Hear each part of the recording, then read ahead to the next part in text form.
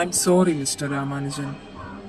നിങ്ങളുടെ തീരങ്ങളൊക്കെ ശരിയായിരുന്നു, പക്ഷേ ഒന്നിനും തന്നെ പ്രൂഫുകളില്ലല്ലോ. I am helpless.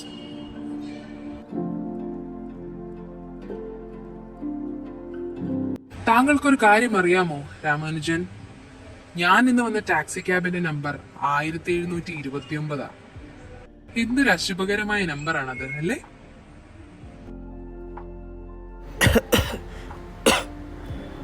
Mister hardy, അതൊരു രസകരമായ നമ്പറാണ്.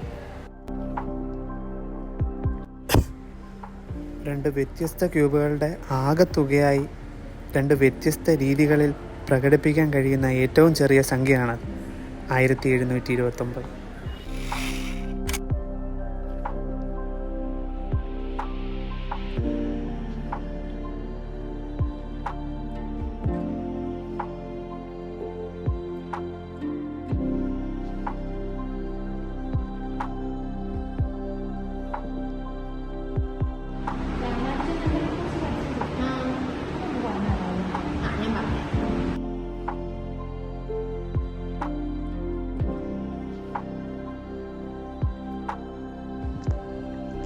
ഒന്നിൻ്റെ ക്യൂബും 12ന്റെ ക്യൂബും കൂടെ കൂട്ടിയ 1729 കിട്ടും.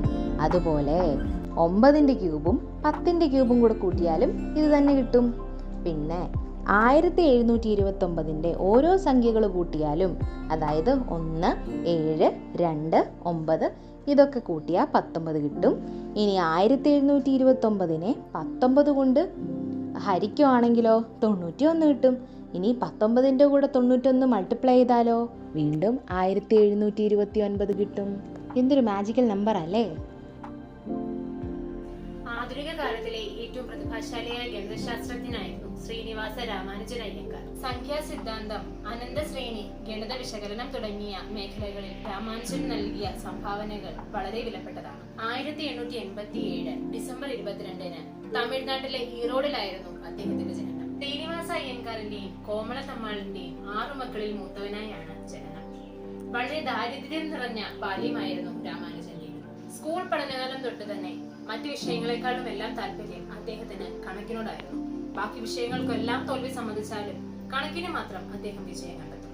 സ്കൂൾ പഠനകാലത്ത് തന്നെ GSK രചിച്ച synopsis of elementary results in pure mathematics എന്ന ഗ്രന്ഥം അദ്ദേഹത്തിന്റെ പക്കലുണ്ടായിരുന്നു. അതിലെ ഓരോ കണക്കുകളും അദ്ദേഹം സോൾവ് ചെയ്യാനായിട്ട് ശ്രമിക്കുമായിരുന്നു. ആ പുസ്തകത്തിലെ പ്രശ്ന പരിഹാരത്തിനായി അദ്ദേഹം പുതിയ ശ്രേണികൾ ഓരോന്നായി കണ്ടെത്തി. പൈയുടെ മൂല്യം 8 ദശാംശ സ്ഥാനം വരെ കൃത്യമായി നിർണ്ണയിക്കാനുള്ള മാർഗം രാമാനുജൻ കണ്ടു. പിന്നീട് ഒരിക്കൽ ഇന്ത്യൻ മാത്തമാറ്റിക്സ് സൊസൈറ്റിയുടെ ഭാഗമായി തന്റെ പ്രബന്ധം ജേണലായി പ്രസിദ്ധീകരിച്ചു. അത് രാമാനുജന് വളരെയധികം പ്രശസ്തി നേടിക്കൊടുത്തു. അതിനുശേഷം ഡോക്ടർ ഗിൽബർട്ട് വർക്കിന്റെ സഹായത്തോടെ രാമാനുജൻ തുടർ പഠനത്തിനായി ശ്രമിച്ചു. കാംബ്രിഡ്ജിലെ GH ഹാർഡി രാമാനുജനെ ലണ്ടനിലേക്ക് ക്ഷണിച്ചുകൊണ്ട് കത്തയച്ചു. 1914 രാമാനുജൻ ലണ്ടനിലെത്തി. ഹാർഡിയുടെ സഹായത്തോടെ തന്നെ വിദ്യാഭ്യാസം കുറവുണ്ടായിട്ടും കേന്ദ്ര സഹകരണശാലയിൽ നിന്ന് bachelor of science by research എന്ന ബിരുദം അദ്ദേഹത്തിന് ലഭിക്കുകയുണ്ടായി. 1918 റോയൽ സൊസൈറ്റി ഫെലോഷിപ്പും ഇദ്ദേഹത്തിന് ലഭിച്ചു. ഈ ബഹുമതി ലഭിക്കുന്ന രണ്ടാമത്തെ ഇന്ത്യക്കാരനാണ് അദ്ദേഹം. ആ വർഷം തന്നെ അദ്ദേഹം കാംബ്രിഡ്ജിലെ ട്രിനിറ്റി കോളേജ് ഫെലോയായി തിരഞ്ഞെടുക്കപ്പെട്ടു. ആദ്യമായാണ് ഇന്ത്യക്കാരന് ആ സ്ഥാനം ലഭിക്കുന്നത്. ആസ്മയുടെ അസുഖം മൂലം അദ്ദേഹം 1919 ഫെബ്രുവരി 27 ഇന്ത്യയിലേക്ക് മടങ്ങി. 1920 ഏപ്രിൽ 26 അദ്ദേഹം ഈ ലോകത്തോട് വിട പറഞ്ഞു. മരിക്കുമ്പോൾ അദ്ദേഹത്തിന് 33 വയസ്സ് പ്രായം മാത്രമേ ഉണ്ടായിരുന്നു. മരണത്തോട് മല്ലടിക്കുമ്പോഴും ഗണിതശാസ്ത്രത്തിലെ പുതിയ വഴികൾ കണ്ടെത്താൻ രാമാനുജൻ ശ്രമിച്ചിരുന്നു. അദ്ദേഹത്തിന്റെ മരണശേഷമാണ് അദ്ദേഹത്തിന്റെ നോട്ട്ബുക്കിലെ പല സിദ്ധാന്തങ്ങളും സ്ഥിരീകരിച്ചത്. ശ്രീ രാമാനുജന്റെ ജീവിതം നമ്മൾ ഓരോ ഇന്ത്യക്കാർക്കും എന്നും ഒരു പ്രചോദനം.